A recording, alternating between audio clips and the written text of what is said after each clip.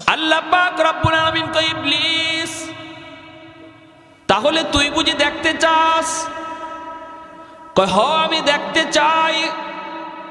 আল্লাহ বলে না না, আমার আইয়ুব বিপদে পড়লেও আমি আল্লাহকে ডাকবে। ইবলিস কয় না, বিপদে পড়লে ডাকবে না। আল্লাহ বলে তাহলে দেখ। এই বইলে আল্লাহ পাক রব্বুল আলামিনের পরীক্ষা শুরু হয়ে গেল আল্লাহর পয়গম্বর সাইয়্যিদুনা আইয়ুব আলাইহিস সালামের উপর।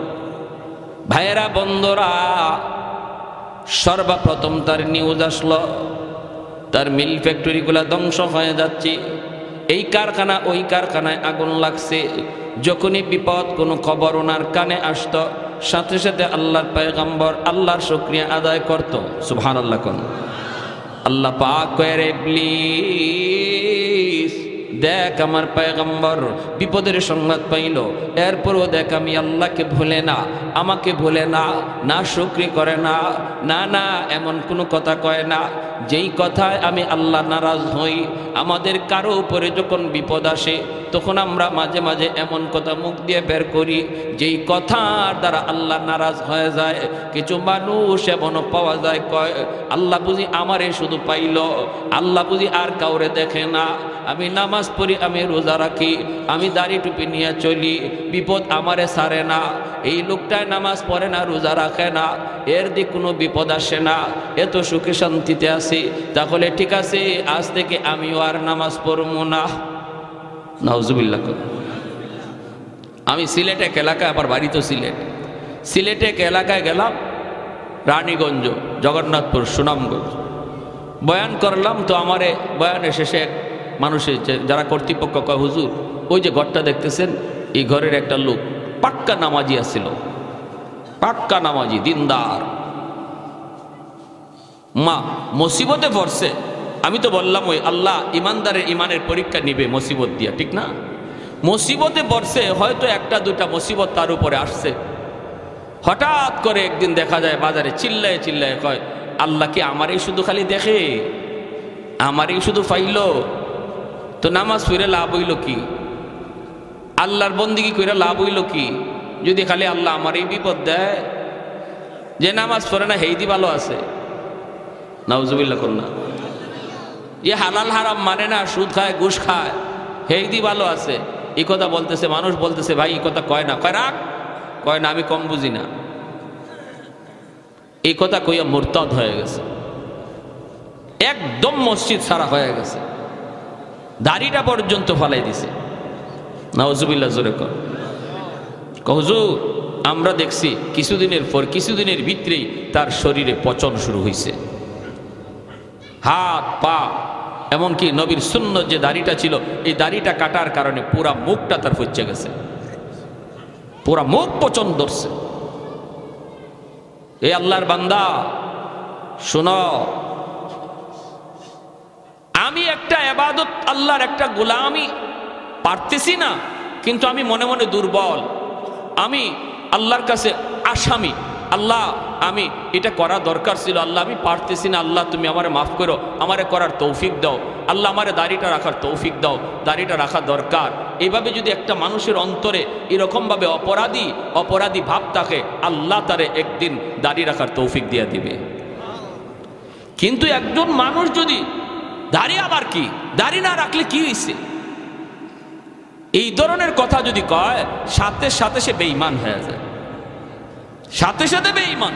এজন্য আল্লাহ নবী বলেছেন একটা জমানা আসবে এমন, যেই জমানায় সকালবেলা মুমিন, বিকালে হবে কাফির। সে কোন কথার কারণে কাফির হইছে এটা নিজেও বুঝবে না। ইউসবিহুর রাজুলু মুমিনা ওয়া ইউমসি কাফিরা। আল্লাহ নবী বলেন সকাল বিকালে তার ঈমান উলটপালট হবে, সে বুঝবে না এই ধরনের কথার দ্বারা। আমি মসজিদে যাইতে পারি না, আল্লাহ আমাকে তুমি জামাতে নামাজ পড়ার তৌফিক দাও, এই কথা বলা, আল্লাহ আমার সুযোগ তৈরি করে দাও, আল্লাহ আমি বহুত বড় অপরাধী, আল্লাহ আমি গুনাহটা এখনো ছাড়তে পারতেছি না, আল্লাহ আমারে ছাড়ার তৌফিক দাও, এই কথা যে মানুষটা অন্তর থেকে কয়, আল্লাহ তারে মৌতের আগে আগে গুনাহ থেকে মুক্ত কইরা আল্লাহ তার ওলি বানায়া কবরে নেয়। আর গাউরামি করলে এর মরণ হয় বেঈমানের হালতে। এজন্য ইসলামের কোনো বিধান নিয়ে গাউরামি করা যাবে না, বা কেউ করতেছে তার টিটকারি করা যাবে না। দাড়িওয়ালা একজন মানুষ ভুল করতে পারে, কিন্তু যদি আমি বলি ইজাদ দাড়ি রেখে কি হইতো, দাড়ি রেখে মিথ্যা কথা কয়, আপনি দাড়ির উপরে কথা বললেন কেন? এইরকম দাড়ি রেখে কি হইতো, এইরকম নামাজি হয়ে কি হইতো, এই ধরনের কথা বলার দ্বারা ওই যে নবী বলছেন সকালে ছিল ইমানদার, বিকালে হয়ে গেছে কাফির। বুঝে আসছে ভাই? বুঝছেন? একজন আলেম ভুল করতে পারে, একজন আলেম ভুল করতে পারে, কিন্তু আলেমের ভুলের কারণে যদি কেউ কয় মোল্লা মুন্সি হইয়া কি হইতো, মোল্লা মৌলবী একটাও ভালো না, মৌলবী জাতি ভালো না, তাহলে ওইব কি জানেন? রাইসুল মুফাসসিরিন আব্দুল্লাহ ইবনে আব্বাস রাদিয়াল্লাহু তাআলা আনহু এই উম্মতের ভিতরে যিনি সবচেয়ে বড় মুফাসসির ছিলেন, যিনি আল্লাহর কালাম সবচেয়ে বেশি বুঝছেন, আমার নবীর আপন চাচাতো ভাই রাইসুল মুফাসসিরিন আব্দুল্লাহ ইবনে আব্বাস রাদিয়াল্লাহু তাআলা আনহু বলেন, এ যত বড় হাজী হোক, যত বড় নামাজি হোক, মরণের সময় বেঈমান হইয়া মরবে, আর কবরে রাখার পরে তার মুখটা যদি মানুষ কিবলামুখী কইরাও রাখে, আমি চ্যালেঞ্জ দিয়া বললাম, আমি আব্দুল্লাহ চ্যালেঞ্জ দিয়া বললাম, কবর খুদো, এখন দেখো তার চেহারা অটোমেটিক কিবলা থেকে ঘুরে গেছে, কিবলা থেকে ঘুরে গেছে। যারা উলামায়ে কেরামের উপরে, আলেম সমাজের উপরে খারাপ ধারণা রাখে, আব্দুল্লাহ ইবনে আব্বাস বলেন, আমি আব্দুল্লাহ কসম করে বলি, তোমরা তার কবর খুদো, দেখবা পশ্চিম দিকে তার কিবলা নাই, তার মুখ নাই, তার মুখ অটোমেটিক ঘুরে গেছে কিবলা থেকে। সাবধান। এজন্য আমার ভাইয়েরা, বন্ধুরা, কথা বলতে হিসাব করে বলতে হবে। জবান যত কম চালাবো তত মুক্তি পাবো। মান সামাতা নাজা, যে কথা কম বলবে সে তত মুক্তি পাবে, যে কথা তত বেশি বলবে সে তত বেশি ধরা খাবে। আল্লাহ পাক কয়, রে ইবলিস, এই যে দেখ, আমার আইয়ুব বিপদের সংবাদ শোনার পর আমি আল্লাহকে ভুলে না, সুখে থাকতে আমারে যেইভাবে ডাকছে, বিপদে পড়লেও আমারে ওইভাবেই ডাকে। আল্লাহু আকবার। সুখে থাকা অবস্থায় যেইভাবে আমার কদমে সেজদা দিছে, বিপদে পড়ার পরও আমার কদমে সেজদা দেয়। অতএব তুই কি বললি আর কি দেখতেছি? ইবলিস কয়, মালিক, ও মালিক, কেন তোমার সেজদা দেয় জানোনি? বিপদের সংবাদ শুই না তো কোনো লাভ নাই, রাজত্ব এখনো আছে। আল্লাহ পাক রব্বুল আলামিন রাজত্বটাও আল্লাহ কেড়ে নিয়ে নিলেন। এরপরও নবী আল্লাহকে ডাকে, আল্লাহর কদমে সেজদা দেয়। ইবলিস কয়, সব কিছু নিয়ে গেছো, এরপরও তোমারে ডাকে কেন জানোনি? কারণ হলো এখনো তার 6টা ছেলে আছে, জোয়ান ছেলে। এই 6টা ছেলে যেই বাবার আছে, এই বাবার আবার টেনশন কিসের? একদিকে যাবে আরেক দিকে জুড়াবে, একদিকে ক্ষয় হবে আর একদিকে আয় হবে। কারণ 6টা ছেলে আছে জোয়ান, তরতাজা টাটকা যুবক। এজন্যই নবী তোমার শুকরিয়া আদায় করে, এজন্যই এখনো তোমার গোলামি করে। ইবলিস কত বড় শয়তান চিন্তা করেন। পরীক্ষা কঠিন করতেছে না? আল্লাহ পাক কয়, তাহলে দেখবি না? কি কয়, দেখব। 6টা ছেলে এক জায়গায় এক ঘরের মধ্যে ঘুমন্ত ছিল রে আল্লাহর গোলাম। সাত ভেঙ্গে 6টা ছেলে এক রাতেই মারা গেল, শহীদ হয়ে গেল। 6টা ছেলের মৃত্যুর সংবাদ যখন নবীর কাছে আয়, বাবার কাছে যখন সন্তানের মৃত্যু সংবাদ আসে, পৃথিবীতে এর চেয়ে বড় কষ্টের কোনো সংবাদ হয় না। যেই বাবার কাঁধে সন্তানের লাশ উঠে, পৃথিবীতে এর চেয়ে ভারী কোনো বোঝা হয় না। এই বাবাই শুধু বুঝে এই বোঝাটা কত ভারী। যেই বাবার কাঁধে সন্তানের লাশ উঠে, যেই মাত্র নবীর কাছে পরপর 6টা ছেলের ইন্তেকালের খবর নবীর কাছে আসলো, তখনও নবী আল্লাহর নাশুকরি করে না, তখনও আল্লাহর গোলামি করে, আল্লাহর প্রশংসা করে। আল্লাহ পাক কইর, ইবলিস দেখ, টাকা দেখ, আমার পয়গম্বর এত বড় বিপদের খবর, এরপরও আমি আল্লাহকে ভুলে না। ভাইরে, যা বলতেছি একটু দিলের কান দিয়া কথাগুলি শুনুন। আমার আপনার বিপদ কিন্তু এর চেয়ে বড় না, বরং অনেক হালকা বিপদ আমার আপনার উপরে আসে। অনেক সময় আমরা বিপদে পড়ে একদম হাই হুতাশ করে ফেলি, আল্লাহ নাশুকরি করে ফেলি। বিপদে পড়ছে, অসুস্থ হয়েছে, এখন আর তারে মসজিদে পাওয়া যায় না। না না, এমনটা তুমি কইরো না আল্লাহর গোলাম। বিপদ যিনি দেয় উদ্ধারও করে কে? যে আল্লাহ বিপদ দেয় সে আল্লাহ উদ্ধার করে, ঠিক না? আর কারো কাছে গিয়া কোনো লাভ নাই। মুশকিল কুশা একমাত্র কে? কোন দয়াল বাবা, কিবলা বাবা, খাজা বাবা, জটাশা, ল্যাংটাশা, কোনো বাবাই পারে না। বিপদ থেকে উদ্ধার করার একমাত্র শুধুমাত্র কেবলমাত্র মালিককে আল্লাহ। এই ইয়াকিন আছে তো? আজ আসতে কেন? কোনো আছেন নাকি কেউ? অসুবিধা দিতেছে? অসুবিধা দিতেছে? সাবধান, মনে রাখবা। আমরা মায়ার নবী, রহমতের নবী রওজা শরীফ জিয়ারত করি। মদিনা শরীফ যারা গেছেন দেখবেন নবীজি রওজা শরীফ জিয়ারত করছেন, জিয়ারত করে আপনি মোনাজাত উঠাইছেন। এখন চাইতেছেন আপনি বিপদ আপদ আছে, এগুলো আল্লাহর কাছে চাইবেন, হাত উঠাইছেন। আমাদের চোখের সামনে আমরা দেখছি নবীজি রওজার পাশে গিয়া নবীরে সালাম দিয়া জিয়ারত করে হাত উঠাই দিছে রওজার দিকেই। সাথে সাথে ওই এলাকার সৌদি পুলিশরা, সৌদি মুতু যারা, আলেম উলামা যারা, তারা আইসা অত্যন্ত আদবের সাথে তার দেহটারে ঘুরাইয়া দেয়। মুনাজাত করা অবস্থায় আরবিতে কয়, ভাই এই জায়গা নবীকে শুধু সালাম দেওয়া তোমার দায়িত্ব, চাওয়ার জায়গা রওজা না, চাওয়ার জায়গা হলো বাইতুল্লাহ। জোরে কোন সুবহানাল্লাহ। চাওয়ার জায়গা কোথায়? বাইতুল্লাহ। চাইতে হবে কার কাছে? আল্লাহর কাছে। নবীকে সালাম দাও, তোমার সালাম নবী শুনছেন, তোমার সালামের জবাবও নবী দিচ্ছেন। এইবার চাইবা যা নবীর কাছে না, চাইবা আল্লাহর কাছে। আর আমি আপনাকে দয়াল বাবার কাছে, বাবা বাবা, বাচ্চা হয় না, বাচ্চা হয় না, খালি মাইয়া হইতেছে, পোলা হয় না। হাই হাই হাই হাই হাই। সিলেট দরগা যাইন গা বাচ্চার লাগি গে। আমি একবার সিলেট দরগা গেছি, গিয়ে দেখি এক মহিলা কাপড় সরাইয়া ফেট দিয়া দরগা বসাইতেছে। নাউজুবিল্লাহ, আসতে কইছেন না কেন? দরগাওয়ালার কোনো ক্ষমতা আছে পেটে বাচ্চা দেওয়ার? হ্যাঁ, আহা। এজন্য আল্লাহ নবী বলেছেন, ইউসবিহুর রাজুলু মুমিনা ওয়া ইউমসি কাফিরা। এমন এক জামানা, এমন এক যুগ আসবে যেই যুগে সকালে হবে মুমিন, বিকালে হবে কাফির। আল্লাহ আমাদেরকে এই সমস্ত কাজ থেকে হেফাজত করুন, সবাই বলি আমিন। আল্লাহ পাক রব্বুল আলামিন কই, প্লিজ তাহলে তুই বুঝি দেখতে চাস? বলে দেখতে চাই। ইবলিস কয়, আল্লাহ ৬টা সন্তান নেওয়ার পরেও তোমার পয়গম্বর তোমাকে কেন ডাকে জানো নি গো মালিক? কেন ডাকে? আল্লাহ বলে কেন? ইবলিস কয়, এখনো তার 4টা স্ত্রী আছে। যেই লোকটার 4টা স্ত্রী আছে তার আবার টেনশন কিসের?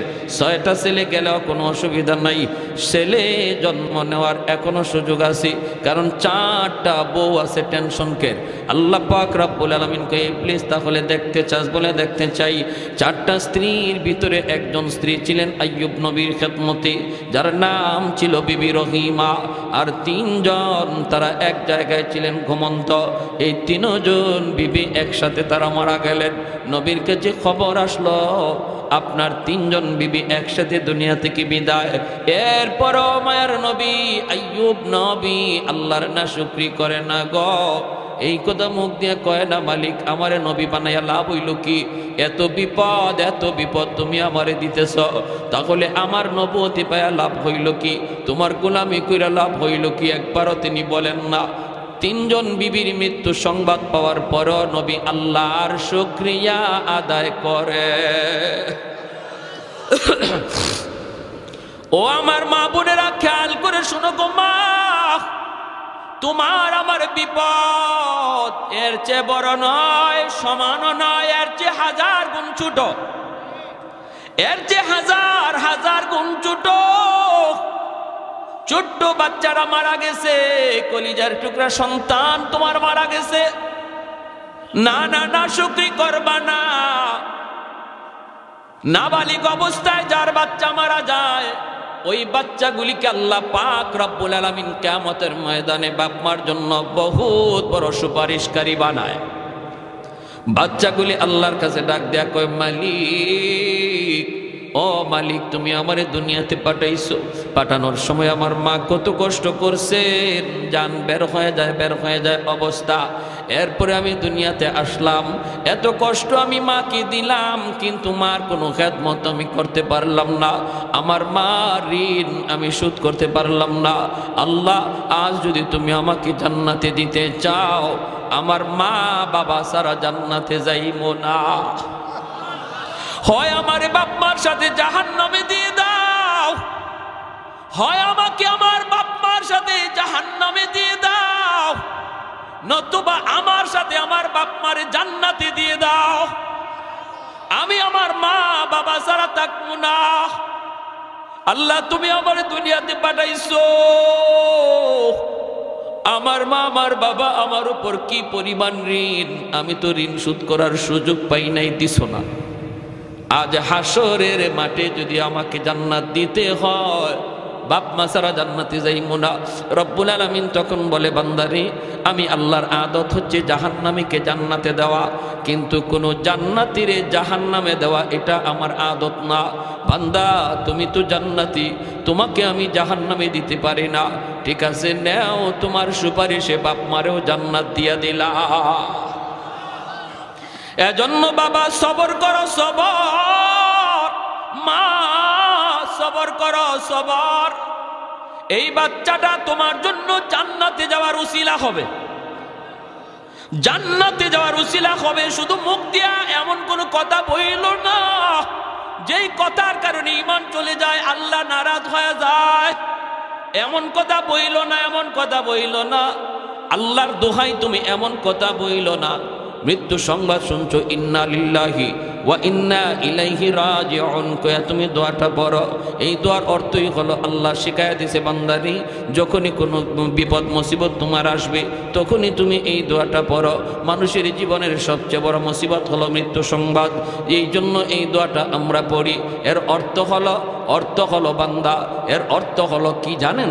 আমি যখন বলি ইন্না লিল্লাহি ওয়া ইন্না ইলাইহি রাজিউন, এর অর্থই হলো, ভাইরে তুমি যাও, আমি তোমার পিছনে আসতেছি। বাবা যদি ছেলের মৃত্যুর সংবাদ পায় কই ইন্না লিল্লাহ, আল্লাহ আমরা সবাই তোমার, বাবা তুমি যাও, আমরা সবাই এক পথের প্রতীক, তুমি আগে যাও, আমি তোমার পিছনে আসতেছি। কেউ থাকার জন্য আসে নাই রে আল্লাহর গোলাম, কেউ থাকতে আসে নাই, থাকবার চেষ্টা করেও থাকা যায় না, যেতেই হবে। এজন্য সন্তানের মৃত্যু সংবাদ শোনার পরও তুমি না শুকরিমূলক কথা বইল না, আপনজন প্রিয়জনের কোন মৃত্যু সংবাদ শুইনো না শুকরিমূলক কথা বইল না। আইয়ুব আলাইহিস সালাম যখন তিনি তার তিনটা বিবির মৃত্যু সংবাদও পাইলেন, এরপরও তিনি একবারের জন্য না শুকরি করলেন না, আল্লাহর শুকরিয়া আদায় করেন। আল্লাহ পাক কয়, এরে ইবলিস, তাকায় দেখ আমার পয়গম্বর এত বড় বিপদেও আমি আল্লাহকে ভুলে না। ইবলিস কয়, মালিক জানোনি কেন? ইবলিস কয়, সম্পদ নিয়ে গেছো, রাজত্ব নিয়ে গেছো, ছেলে নিয়ে গেছো, বিবি নিয়ে গেছো, এরপরও তোমার কেন ডাকে জানোনি? কারণ হলো তারে তুমি এখনো সুস্থ রাখছো। কি কয়? এখনো তারে সুস্থতার নিয়ামত তুমি তারে দিয়া রাখছো। দেহটা তার পুরাপুরি সুস্থ, যার দুইটা হাত আছে সে কোনো গরিব না, যার দুইটা পা সুস্থ আছে সে গরিব না, সে গরিব হতে পারে না, অসহায় হতে পারে না। সুস্থ দুইটা হাত যার আছে সে কোনো দিন অসহায় না, ঠিক কিনা? যেরকম সুস্থতার নিয়ামত তুমি দিয়া রাখছো, সুস্থ বানায় দেখো, তোমাকে ভুলে যাবে আর তোমার নাম নিবে না। আল্লাহ পাক রব্বুল আলামিন কয়, তাহলে তুই বুঝি দেখতে চাস? বলে দেখতে চাই। আল্লাহ পাক রব্বুল আলামিন এইবার আইয়ুব আলাইহিস সালামের শারীরিক অসুস্থতা আল্লাহ ফালায়া দিলেন।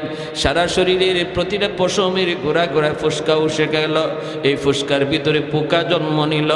সারা শরীরের এমন কোনো পশমের গোড়া নাই যেই গোড়া দিয়া ফুসকা উঠে নাই, একটা পোকা জন্ম নেয় নাই। সারা শরীরের মধ্যে দুর্গন্ধ ছড়াইতে লাগলো, শরীর পচে গেছে। আল্লাহর পয়গম্বর সাইয়্যিদুনা আইয়ুব আল্লাহর কাছে ডাক দেয়া কয়, মালিক, সমস্ত শরীর যদি আমার পোকায় খায় আমার কোনো আপত্তি নাই, যদি তুমি খুশি থাকো আমিও খুশি, কিন্তু মালিক আমার জিহ্বাটা তুমি পোকা দিয়া খাওয়ায় না, কারণ এই জিহ্বা দিয়ে আমি সকাল সন্ধ্যা তোমাকে আল্লাহ কইয়া ডাক দেই, আল্লাহ কইয়া ডাকি, আমার কোনো কষ্ট লাগে না। আল্লাহু আকবার। এই আল্লাহ নামের ভিতরে এত মজা, এত মজা, এত মজা।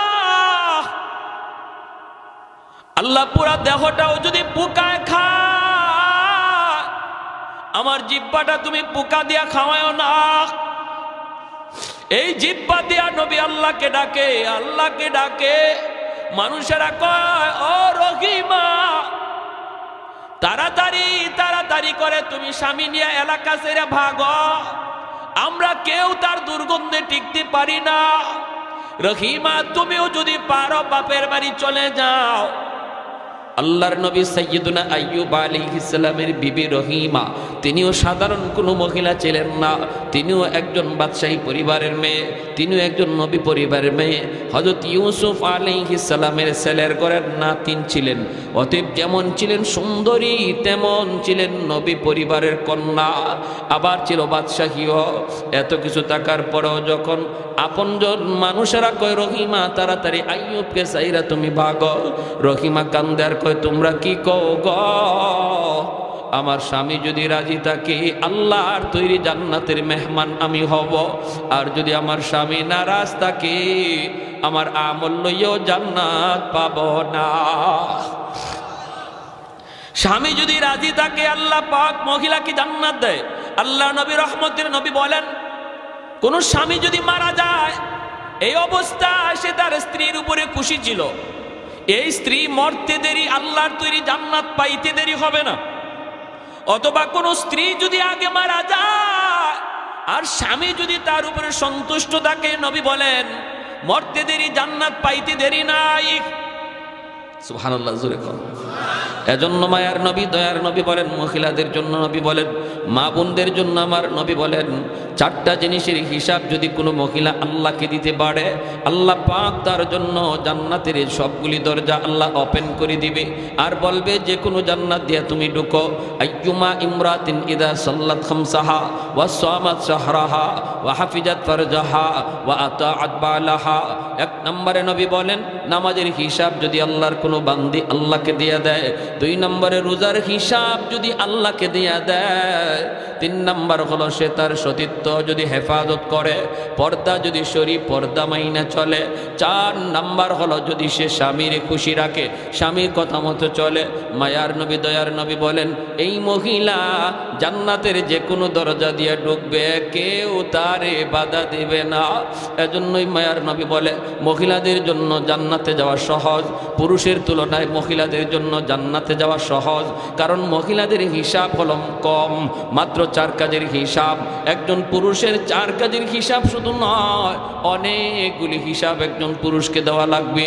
কেমনে তুমি সংসার চালাইছো, কেমনে আয় করছো, কেমনে ব্যয় করছো, সমাজের মানুষের সাথে কেমনে চলছো, প্রতিবেশীর হক তুমি আদায় করলা কিনা, জুম্মার নামাজে গেছো কিনা, জিহাদের ডাক আসলে জিহাদে গেলা কিনা। হিসাব কিতাব অনেকগুলি দেওয়া লাগবে, অনেক পুরুষকে দেওয়া লাগবে। কিন্তু মহিলার উপরে এত কোনো প্রশ্ন নাই। ঘরের টাকা কেমনে আসলো, কেমনে ব্যয় হলো, আল্লাহ কোনো মহিলাকে আল্লাহ জিগাবে না, জিগাবে পুরুষকে। এজন্যই মায়ার নবী বলেন, মহিলারা দুনিয়াতে আল্লাহর ওলি হওয়ার লাইনে, আল্লাহর ওলি হওয়ার লাইনে পুরুষের চেয়ে অর্ধেক পথ আগায় থাকে, অর্ধেক পথ আগায় থাকে। পুরুষ যদি 100 মার্কের মধ্যে 100 মার্কই কামাই করতে হয় পুরুষের আল্লাহর ওলি হওয়ার জন্য, কিন্তু মহিলাকে আল্লাহ পাক রব্বুল আলামিন 100 মার্ক কামাই করতে আল্লাহ বলে না। আল্লাহ কয় মহিলাদেরকে, মা বোনেরা, আল্লাহর নবী জানাইছেন তুমি মাত্র 50 মার্ক কামাই করবা, আর 50 নাম্বার আল্লাহ তোমাকে দয়া কইরা দিয়া দিছে। শুধু মহিলা হওয়ার কারণে আল্লাহ মহিলাকে নিজে দয়া কইরা 50 নাম্বার দিয়া দিছে জন্মসূত্রে, আর বলছে তুমি বাকি 50 নাম্বার কামাই করো, মাত্র 4 কাজের হিসাব দাও। এরপর নবী বলেন জাহান্নামে আমি মহিলাদেরকে বেশি দেখেছি, জান্নাতে যাওয়া মহিলাদের জন্য সহজ। এরপর নবী কয় মেরাজের রজনীতে আমি জাহান্নামে মহিলাদের সংখ্যা বেশি দেখছি। ইয়া মাশারান নিসা তাসাদ্দাকনা, মেরাজের সফর থেকে নবী আসার পরেই মহিলাদেরকে ডাক দিয়ে নবী বলেন মা বোনেরা কোথায় আছো, তাড়াতাড়ি করে তোমরা জমা হও, কারণ তোমাদের জন্য খারাপ খবর, আমি জাহান্নামে তোমাদেরকে বেশি দেখছি। অতএব তোমরা বেশি বেশি করে আল্লাহর রাস্তায় দান করো। আল্লাহর রাস্তায় মা বোনদেরকে মায়ার নবী বলছেন তাসাদ্দাকনা, তোমরা বেশি বেশি করে দান করো, আল্লাহর গুসা থামাও। আল্লাহর রাস্তায় দান করলে আল্লাহর গুসা থেমে যায়, আল্লাহর রাগ থেমে যায়, আল্লাহর গুসার মধ্যে পানি ডালা হয় যদি কেউ আল্লাহর রাস্তায় দান করে। এজন্য নবী কয় মহিলারা বেশি বেশি করে দান করো। শাড়ি তোমার 5টা আছে, একটা শাড়ি গরিবরে দিয়া দাও, দিয়া দাও। নামাজ পড়তে পারে না আল্লাহর এক বান্দি, কাপড় নাই, তোমার তো 5টা 6টা ব্রিফকেসের ভিতরে এমনি পরে আছে গো আল্লাহর বান্দি, ঈদে ঈদে আর শাড়ি কেনার দরকার নাই, ঈদের দিনে ব্রিফকেস কইলা নতুন শাড়িটা একজন গরিবকে দান করো। নবী বলেন এইভাবে মা বোনরা যদি দান সদকা বাড়ায়, আমি নবী বললাম তার আর জাহান্নামে যাওয়া লাগবে না, আল্লাহ জান্নাতের মেহমান বানাবে।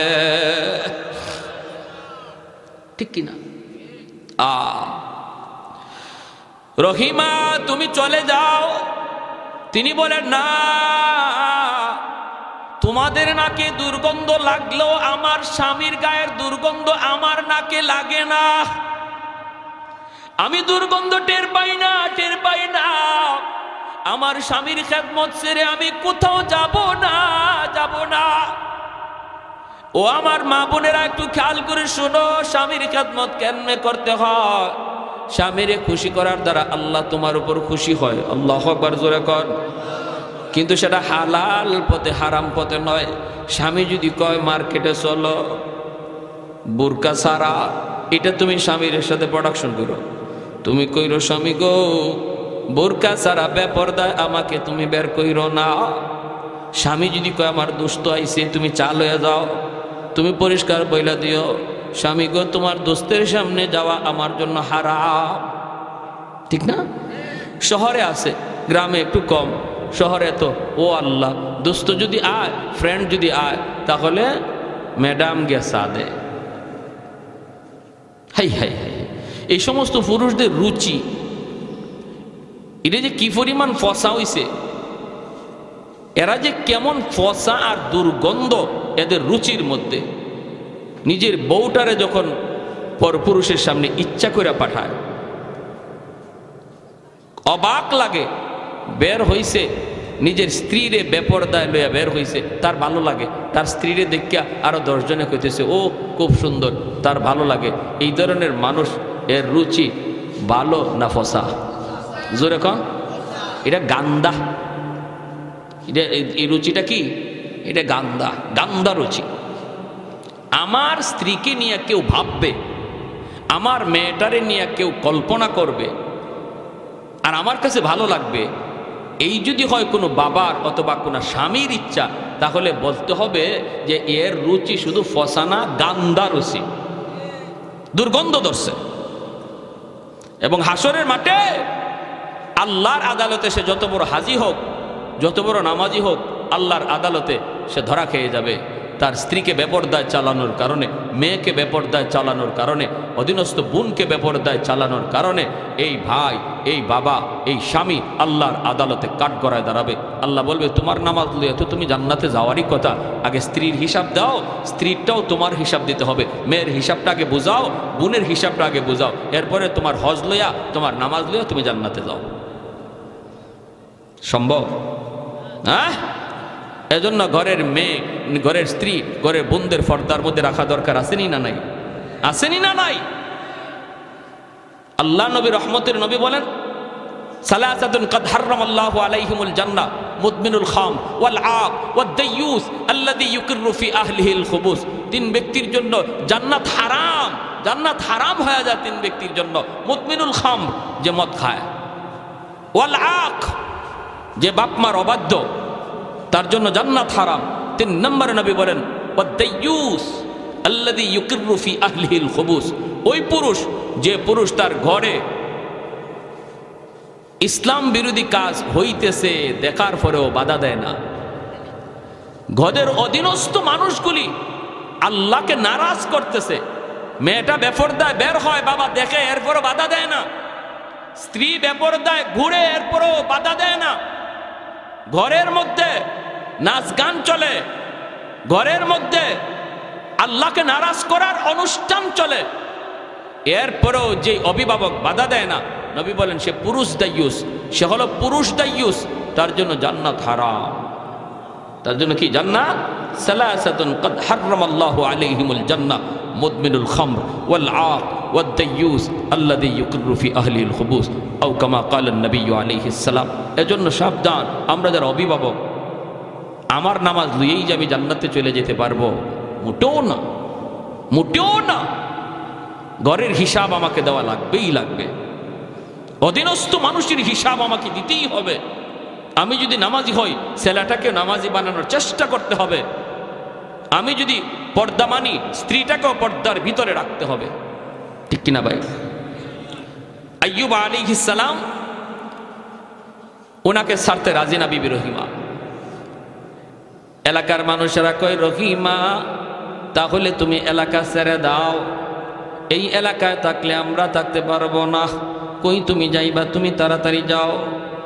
বিবি রহিমার স্বামীকে নিয়ে তিনি ধরে ধরে, সাইয়্যিদুনা আইয়ুব আলাইহিস সালাম তিনি তো হাঁটা চলাও করতে পারেন না, স্ত্রীকে ধইরে ধইরে তিনি ঘর থেকে বের হয়ে যাচ্ছেন। রে যুবক, যেই মানুষটা ছিলেন এক সময় এই এলাকার বাদশাহ, এই এলাকার রাজা, কোনো কিছুর অভাব তার ছিল না, আজ তার ঘরে পর্যন্ত জায়গা হয় না, ঘর থেকে বের হয়ে যাইতে হচ্ছে।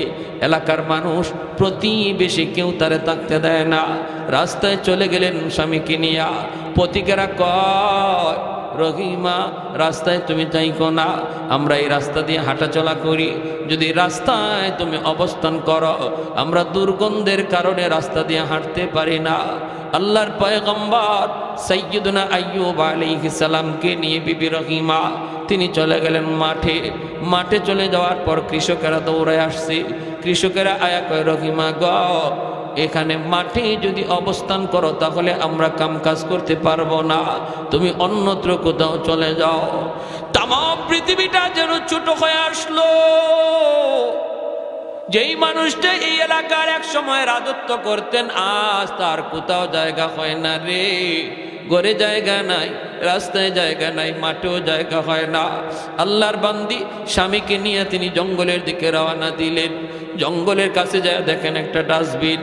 এলাকার মানুষেরা এই জায়গায় ময়লা ফালায়, এই ডাস্টবিনের কাছে অনেক দুর্গন্ধ, ডাস্টবিনের দুর্গন্ধ।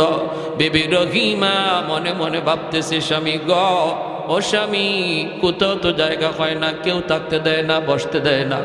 আমার তো মন বলে এই ডাস্টবিনের কাছে আমরা থাকার অবস্থান করি, কারণ এই জায়গা দিয়া ডাস্টবিনের দুর্গন্ধের কারণে কেউ আসে না, কেউ যায় না। অতএব যদি আমরা এই জায়গায় অবস্থান করি, কেউ সরাবে না। স্বামীকে নিয়ে ডাস্টবিনের কাছেই তিনি থাকার ব্যবস্থা করলেন, এই জায়গায় তিনি থাকবার ব্যবস্থা করলেন। স্বামী তিনি তো আল্লাহর পয়গম্বর, তিনি তো শুয়ে থাকেন।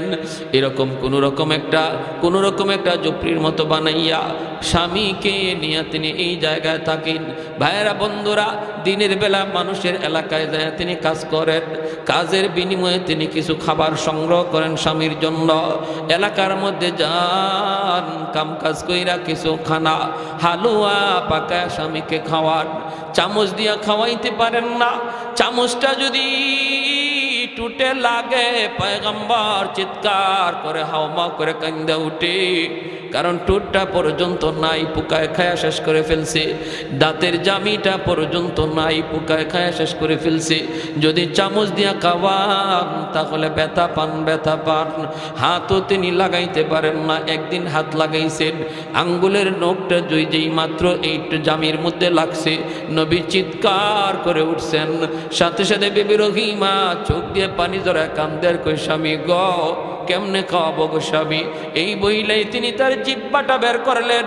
বিবি রহিমা জিব্বাটাকে তিনি বের কইরা জিব্বাটার মধ্যে হালুয়া লইয়া এই জিব্বারে চামচ বানাইয়া স্বামীর মুখের ভিতরে হালুয়া ঢুকাইয়া দেন। ও আমার মা বোনেরা, একটু খেয়াল করে শুনো, স্বামীর খেদমত কাকে বলে গো মা?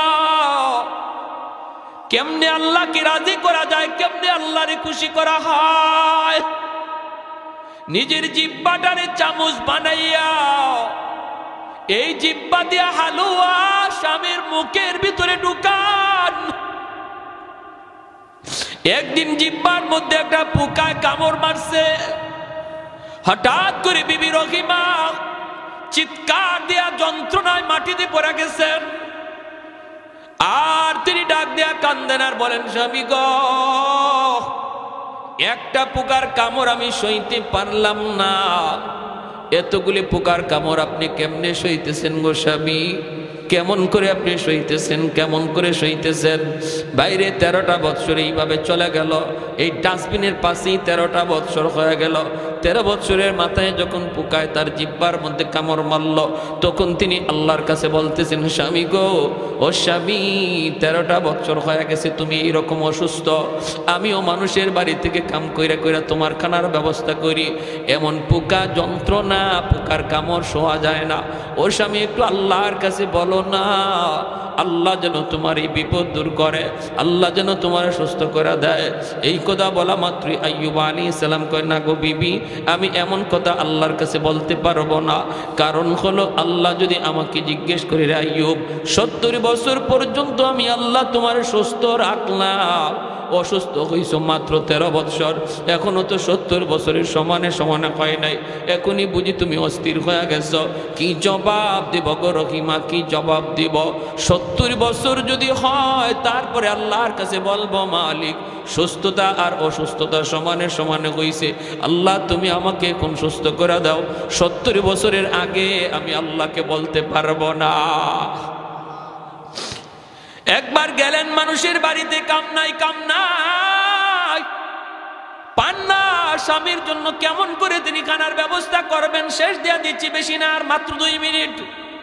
একজন মহিলার বাড়িতে গেলেন, ইহুদি মহিলা, যা বলেন, চাচি একটু খানার ব্যবস্থা আসেনি? মহিলায় কয়, না না, কিছুই নাই, দেওয়ার মতো কিছুই নেই। আল্লাহর বান্দি বিবি রহিমা কয়, চাচি গো, আমার স্বামী একজন আল্লাহর পয়গম্বর অসুস্থ, কুষ্ঠ রোগী, তার সারা শরীর পচে গেছে, আমি তার জন্য একটু খানার ব্যবস্থা করি গো চাচি, একটু খানা দাও, নতুবা কোনো কাম আসেনি, আমার কাম দাও। ইহুদি মহিলা কয়, না, আমার বাড়িতে কোনো কাম কাজ কিছুই নাই, কিছুই নাই, দেওয়ার মতো কিছুই নাই, তুমি চলে যাও, কাজ দেওয়ার মতো কিছুই নাই। তিনি বলেন, চাচি তাহলে একটু দেও না, হালুয়া একটু পাকাইছো, দিলে তো আমার স্বামীরে খাওয়াইতে পারি। মহিলায় কয়, দিতে পারি, বদলা লাগবে। কয়, বদলা দেওয়ার তো কিছুই নাই। ইহুদি মহিলা কয়, তোমার চুলটা অনেক লম্বা, একটু চুল যদি তুমি আমার কাইটা দাও, তাহলে তোমাকে বিনিময়ে দিতে পারি।